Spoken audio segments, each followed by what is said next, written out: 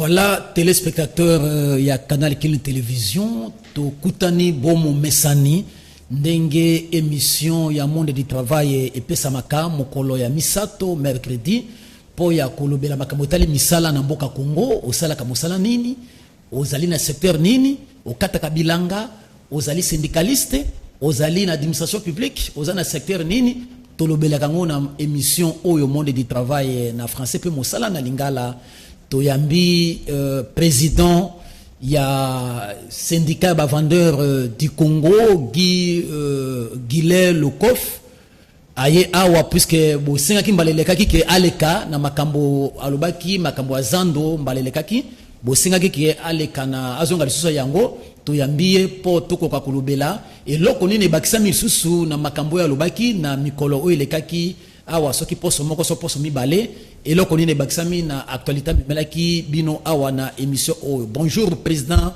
Guillet Lokoff. Bonjour Ndeko Alain. Boni makambo bunda ozo continue makambo ya bunda kaka makambo ya zando na yo makambo zando kotika te parce que si ko moite ba komi koloka ba place pour ba tia ba commerçant o avant ya kotumba biloko ya batu na zando il fallait koloka ne ba place bo sali ba place ko tongi batu ba ye calmement bo recenser bango si ko komi ka chance loko pamba le komi lobi kuna match ezate. Voilà président to kozongela sujet wana na sima to ko développer na sima to kendena na makamutali actualité pour actualité politique évolue moins mingi lelo to na premier ministre bauti ko nomeye na kombo ya Jean-Michel Sama Lukonde Kengi et pas na bino na ngambo ya ba vendeur na Congo Mobimba et tapérati mingi ezali na ville ya Kinshasa bino boyambi nomination à premier ministre à Sikabouembe ndenge nini na syndicat bino ya ba vendeur et puis ba commerçant ba vendeur nyoso Congo Boembe ndenge nini. Mais biso to yebaki déjà makambo ngoti to yebaki makambo donc et pas la biso eza surprise te et pas la biso to yebaki po nzamba sala ba parce que soko la nebe mission na bino na tolekaki même na ba chaîne mususu to na ndeko loba na chargé Félix Antoine Tshisekedi to bagisi kombo mususu. C'est-à-dire que tu bagisi mutu moko po ya kosunga ye to kamata ko mbo to boka ko na katikati na lobaki soko tele babane mi mona wa chikuku sama bilengi na baki chikuku sama bilengi kama na pata duna boka déjà sama wana na kati pour te comprendre que non tous na kati idéologie tous na vision et puis mokonza mboka na yebisa ka oza président de la République donc wana ya za président national IDPS et puis Bruno Mafunga zaki secrétaire général na IM. Ne pas que le rôle de la société civile au dirigeant Mboko. Et tant que dirigeant ba résolution yo ça est là. Heureusement mambo sama ils ont ba résolution là. Na ba bulo yo kondo et church secrétaire wa mulu mbabe sengane mukonzo ka beta katango wana. Ba projet ya ngo zo sama. Donc koya ya mona mboka Jean-Michel Sama ils ont essayé makase pour na biso de servir parce que nous avons mené un premier ministre encore une fois jeune. Tu vois, il y a la marche de santé, à Kouki Mambango, Balandi et Mbaga Ponyoki. Vous comprenez? Et il m'a payé, donc, Bobeti Pelingalo, Abisu Banaki, tu Robert appelle Lingalo. Donc, bravo la portée de l'occasion de combo à Bateki Nyoso, te présenter ma félicitation à Premier ministre Yassika et te remercier le chef de l'État Nenga PCBISO, Premier ministre. Voilà, Premier ministre Ndengotu Kolobawana, Mwanamboka Sama, est-ce que dans le contexte actuel, puisque Makambo Zali Mink, Namboka Akokoka Makambo, pour éviter peut-être comme le Balbakano, jeunesse, jeunesse, Zali détermination, comme Jean Rostan Lobaki, la jeunesse c'est la voiture.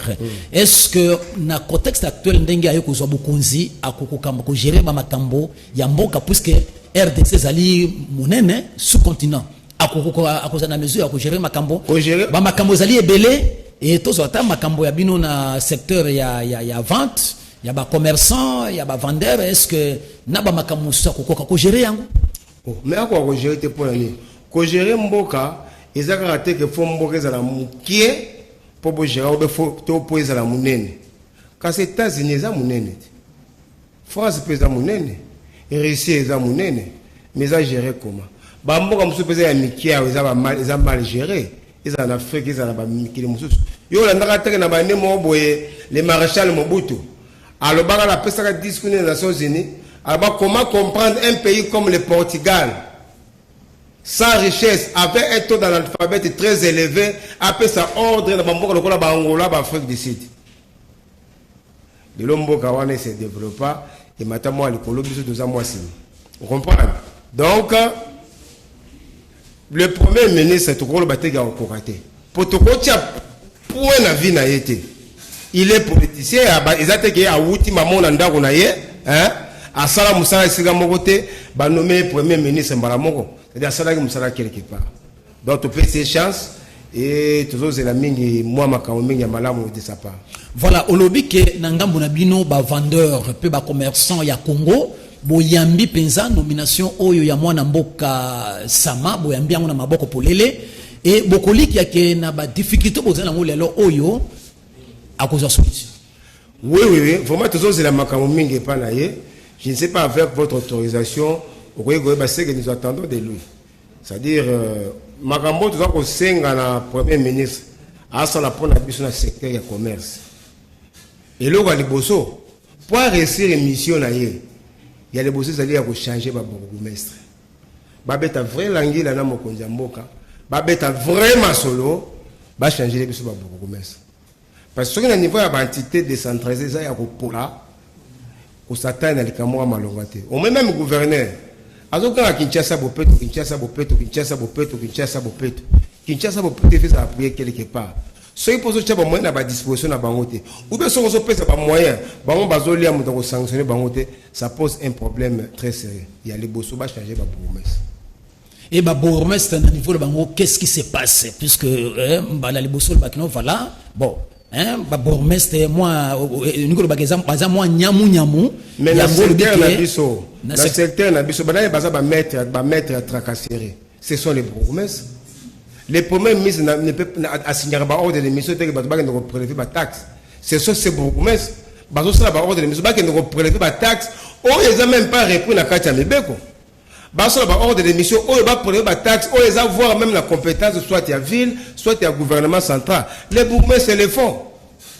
Bambo, ils vont marcher, ils vont foutre mal à marcher. La recette journalière, ils ont qu'un débat. La recette est bonne. Et ce que tu as ceux qui bourgmestres, ils sont ailleurs. Ba administrateur va marcher basé dans l'insécurité totale. Les boumés ont nommé na tonga longolé na poko. Ils sont dans l'insécurité. N'engé peka bango basé dans l'insécurité, n'engé gouverneur zo longola bango, poste à gouverneur comme l'angelo ko pamba, bango longola la 12 heures après 3 jours bazongi si. Ba recensement ba boumés bazo sala ba commune na bango. Eza prévu na mobeko nini. Même makambo ya assainissement, quel est ce bourgmestre na commune na ye a bengisi la population na ye ba administrer na ye ke na utaki rien hôtel de ville na bengisi bino pour to beta likambo ya solo ya Kinshasa bopeto masolo ngo ezala raté ça dit ezala bourgmestre mususu na ko je mususu na ko zona bon to kende par exemple na commune na ngala ngirenge to kota ta 12 balabala yo moko salaka choix otuni maman obane maman pesa biso komba ya bourgmestre ya commune na yo akoye biso ke na yebite oketa mususu na nini na makala kuna otuni mutu pesa biso komba bon ba ça dit ba sola na population te baza ba mettre ba tracasser bazo nyoko la population. C'est pourquoi le but de premier ministre pour soutenir politique na bango ba changer ba bourgmestre. Yami Balé a usé de son pouvoir pour que la ville de Kinshasa ait à la gérer et administrer. La ville fait à la gérer et à la administrer.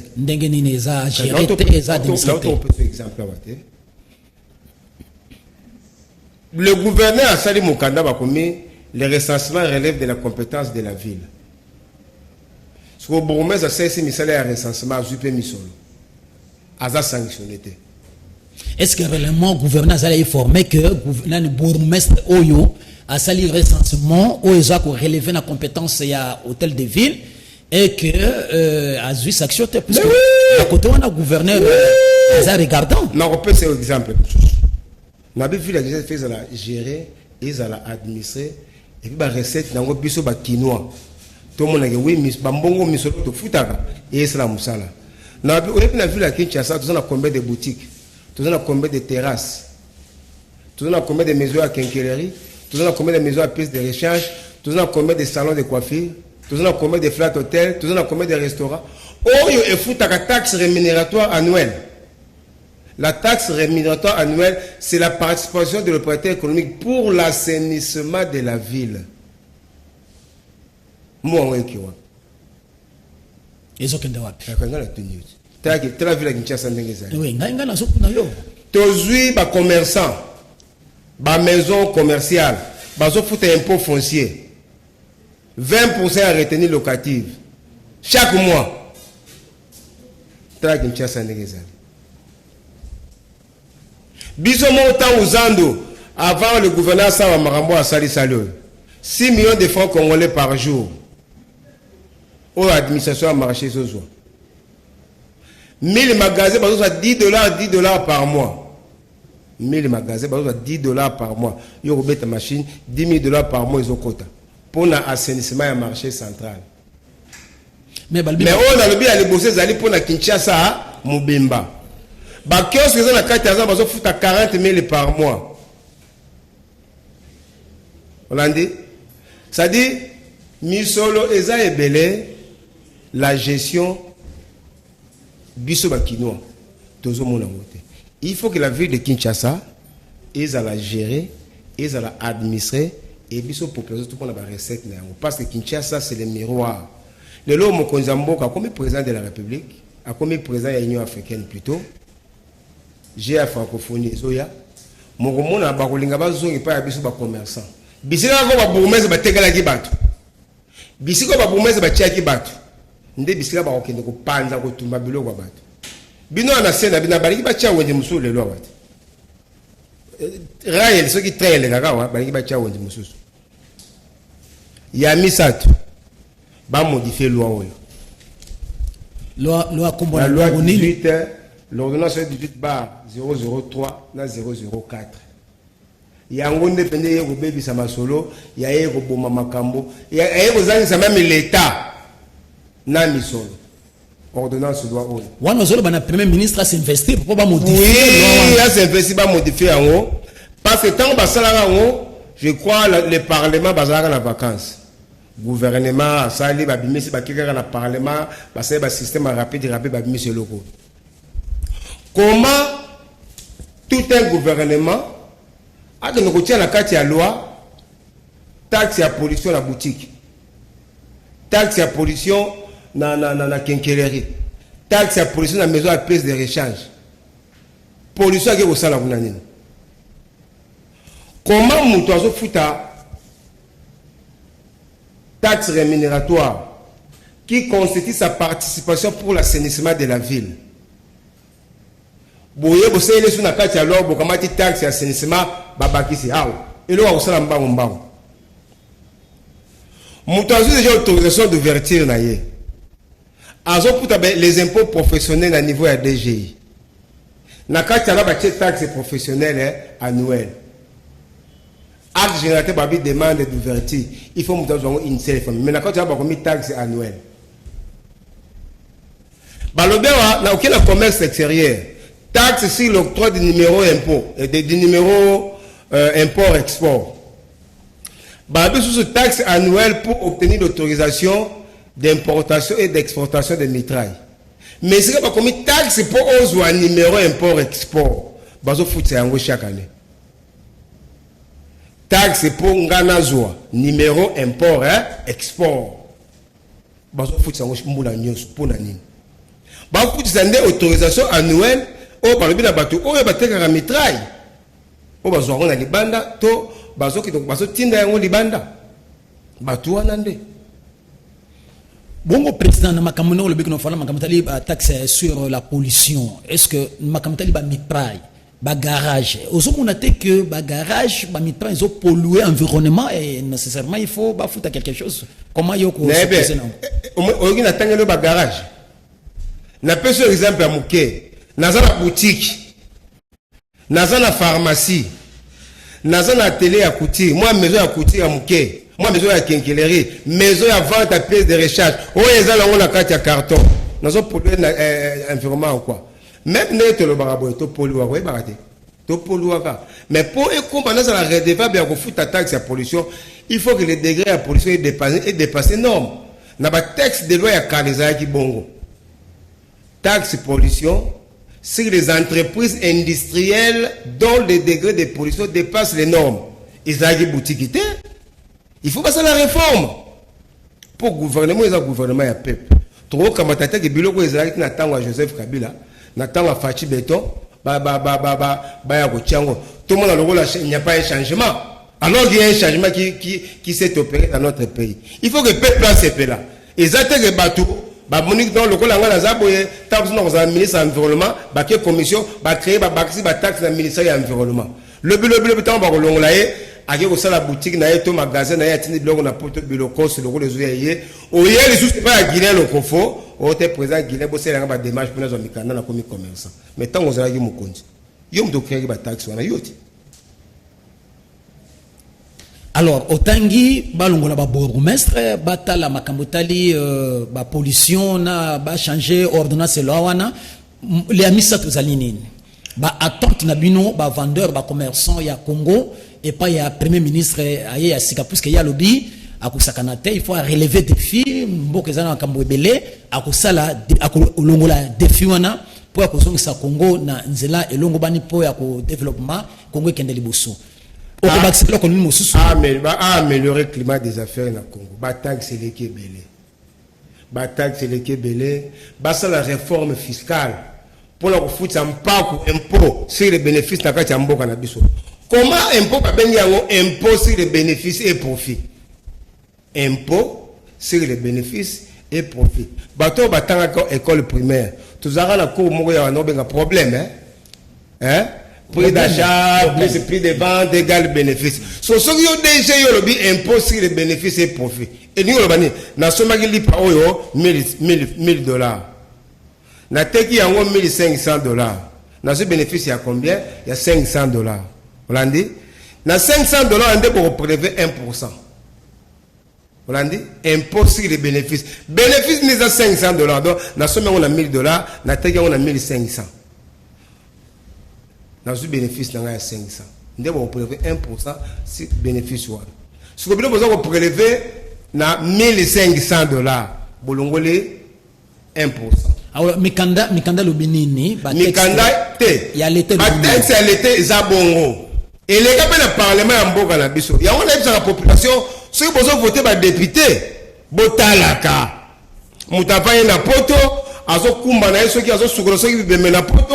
To mutazo changer de mbongo na kati ya ville ya Kinshasa to na Chokwe kuna et pas Chokwe chancelier ko pamba azokumba ne moto lo kwaza président ba moto vous prenez député moni ba lo ba voter impôt sur les bénéfices et pour ba voter 1% mais ba bien impôt sur les bénéfices et profits mais na exécution ce n'est pas parce qu'on prélever sur les bénéfices mais parce qu'on prélever sur le comment dirais-je la capitale propre ya moto chiffre d'affaires ya moto. Nous avons prélevé 1%. Et c'est le premier ministre à relever des phénomènes contre nous. Va appliquer Mibeko. Où ils ont repris ça va pas ya. Non, non, on a tout puisque ministre provincial osé Badi Banga, Salaki Morator Moko, tout la question wana, Nanine wana, puisque alors na makambo matali au lobby que bah entente na bino et pas le premier ministre à Sika, autant que makambo ebele. Est-ce que qu'on babongo ezali malamu?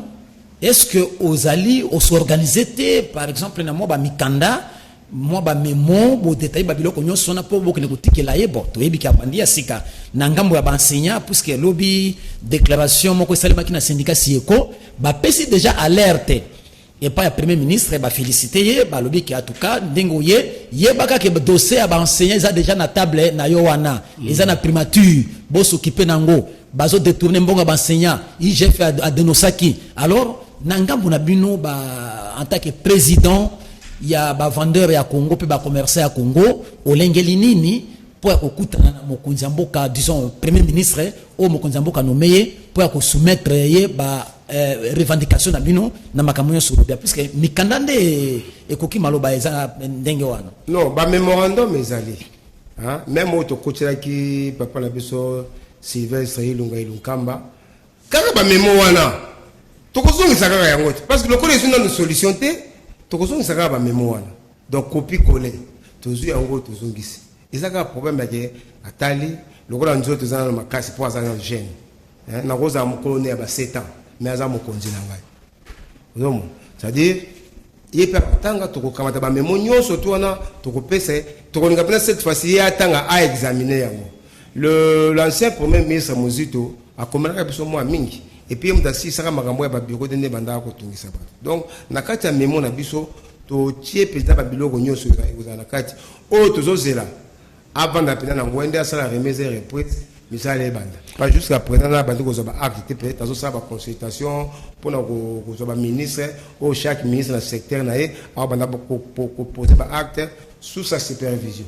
Voilà, président, tu as évolué puisque télévision Zalingonga, tu as commis na motuna ou tu as abordé qui yango awa ministre provincial ya industrie et commerce osé badi banga azoki moi mikano po ya ko sauver ba petit commerce na mboka na biso po ezalaki moi nyamu na ngambo na bino ba vendeur syndicat ba vendeur ba commerçant boyambi moratoire wana ndengi ni pousse pesi terrain na tango boye ce que continuer en tout cas l'état ko sala musala nae ville akija ko sala musala nae bino boyambi ngo ndenge nini bon vraiment la remercier et la féliciter ministre Osé Badi Banga na courage ya zui o ezali ke mo continuer Jean-Lucien Boussa o aza ministre national azoko ka kokamata te akasi o aza ministre national ya économie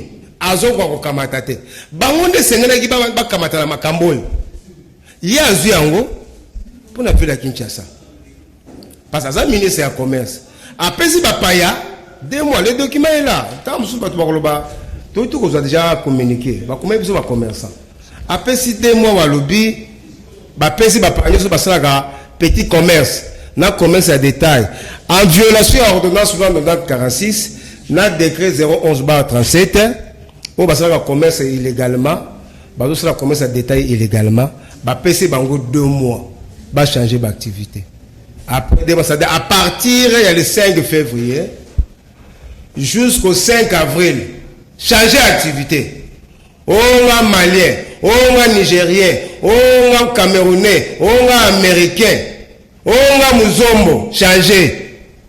Si on est étranger, n'a pour une autre nationalité autre que congolais, ou yabiso, aux autres la petit commerce, aux autres la commerce à détail, les ministres a donné 2 mois changer d'activité et biso moko population vraiment na 5 la population to s'approprier la décision oyo na niveau ya ville à Kinshasa le ko la Kinshasa eza miroir je pense que exemple oyo e ko kendepe na ba province musu parce que batu mingi ba kwei pour na makambo bitomoto bandi banda kala to beta ma j'ai été même enlevé nazwa li kofi par hasard ozomona flèche donc c'est li kofi wuto yebité pour na la makambo o tala boeli kofi bimeli oboy o moni mine d'étoile yoka litutu wana yeso ezali po ya kanyaka puisque ba expatrié wana puisque chinois longwa wuti china comme uteka mikate bande ko biso ba ya ba africain ba ye awa même na yoki même makambo ya nini ya tukutuku ya ba wewa bango pe bazo memango na ebite est-ce que yo wana pesa commerce est-ce que oza informé na yango ndenge ni pesa na non yango pe to moni baze belé bazo na moto na tuna yo petit commerce na tuna yo est-ce que za ya solo puisque babike ba commerce bazali etika na ba congolais bazali ba koti baze belé surtout zo yebate si baza ba boko haram to baza ba mboro hein to baza ba hutu to baza ba katakata to ba katakatanga donc to yebite mais ba komi rebelle. Donc, l'État n'a pas fois à recenser Batu. Ba moto ezala na ba plaque d'immatriculation. Il y a Congo mo. Ezana te o gouverneur André Kimbuta Salaga, ba se ba plaque pour la Kinshasa kaka. Soka kena ba Congo a pemene ba télémisé. Le roi dans 26 provinces c'est que chaque moto il fait na plaque donc moto fait na 26 plaques wana ya moto. Awa to lobi za Batu mingi ba kweyaki. Neti ngo na bayaka na oteka prise ndenge nini. pour la sombi carton et pas un libanais mais les mêmes libanais aya ko sous magasin pas en teka pièce mo non teka ndeni sentiment ko teka prise to en pour les aïe société oh kala ba commencer bazala ki azoteka asombi carton ayena teka oteka akobeta 3 tours ya ville ozomon siko ministre yo na yebite soki eza penza asali yango na sasa ko soutenir politique ya tata mokonzi ya ekolo po banda mokonzi ya mboka lobaka les petits commerces au congolais na discours na souvent likambo ya application ba texte ezanga kate mais na niveau ya likolo babeti ya onkara ya beti ya film na yebite soki asali yango po appuyer mokonzi ya mboka soka sa pona ko appuyer mokonzi ya mboka ekozala malamu mingi mais soka asali yango pona ko bangisa bapaya babanga baya kotikela misolo atonga baflat hotel là ça sera regrettable puisque toyebi mingi na niveau wana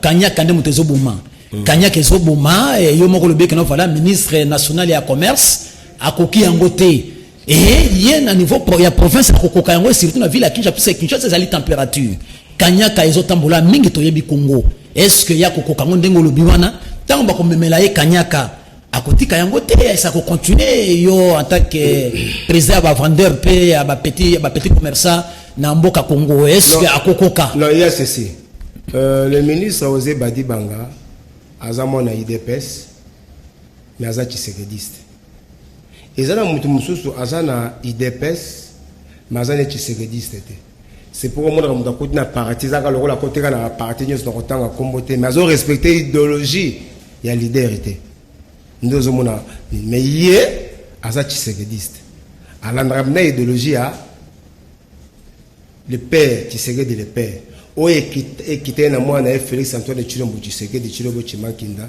Chikunku Sama Bilenge Kamana Pata voilà président oui lingo bani muto makasi oya sugisi donc yeta ngazui toujours soutenir yé akende nango jusqu'au bout il a le soutien de la population ceci et permettre que la politique a créé des millionnaires avec l'application à moratoire oyo ba respecter parce que awa balobi mon paya ko ça la commerce à détail ba pesi ba ngaka ba secteur oyo ba ko ça nous sommes en la discussion le lot par exemple so aux une station service ba tekaka 1 litre n'est-ce pas on a ba station ba même mon paya ko ça station service supermarché mupaya akoyo sana appareil électroménager on va te dire muta somba 12 congélateur akoteka na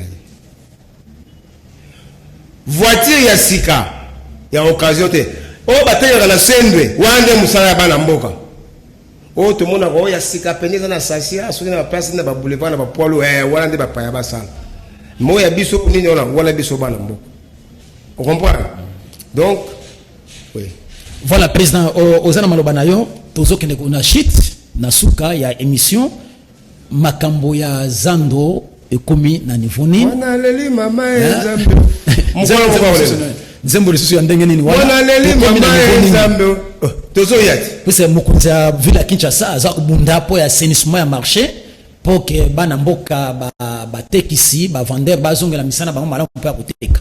Et là, on a sepelé mon conja ville, à Zobo, à Ponton Samatiti, na Zandu. Yo, ça preuve. Oh, bon, qui est Zandu. Ils ont été papa. Zoa caméra na yo, qui est de côté na Zandu. Ce qui va vous filmer. Vous savez, le sang est malade. Beaucoup de vous filmer. Bozo kota, bozo na liberté à vous kota. Beaucoup de te. Pour ma titi, les alibanda, ya wone zo kota. Ce qui est mon gars, beti tout. Ba caméra yé bazu image c'est le rôle ko na mutu ka ikei oh caméra kana mutu ka na baluki songi simatisi na kati ya Zandu musa les ate musa ni ba osa kuna so tali tozu ata kroki yango ya bango so ki plan ngo ya bango et ba ezala combien de mètres combien de kilomètres ba magasin za Zandu ne ki ne ba buka ngo mètre d'ouvrage ya humanité ya mo na bi mo na leli mama Nzambe donc bateki na Zandu boza la camp to bagi ava sanze ya mars si là bozonga na Zandu et là on a websa ba commerçant ya wana donc na bagi po bazwa Zandu baboma Nzambe babo Félix Antoine Tshilombo Tshisekedi baboma papa d'abso Gilbert Kankonde babomi honorable Ntingi babomi Jean-Pierre Bemba to bagizina Jean-Pierre Bemba na honorable Mike Mukeba wala bazwiza soki babomi batu wana te avant le 30 mars tozozonga zandu musala ya kosala zandu musala ya kobongisa zandu bato bazokanga ba Sénégal tozoboya te meloko to boyi excuse yo lingo bongisa zandu fo boma biso fo tumba biloko na biso fo buga biloko na biso fo yela biso maître d'ouvrage te financement to yeba te nana kosala musala yango derrière ba travaux to yeba te toza combien de vendeurs to yeba te musala ni réellement yo kosala to yeba te nous n'avons pas droit à l'information toza bana mboka te pourquoi chef d'état qui n'a pas ça tanga sala ki programme à 100 jours abengaki population pour ani mokonzi mboka numéro 1 le président de la République les garants du bon fonctionnement des institutions. Mais à ce moment-là, il y a un peuple. Il y a 100 jours, programme à 100 jours. Bon, il y a pas de la population. Il y a pas de la qui est dans son la tête. Pour passer la tête.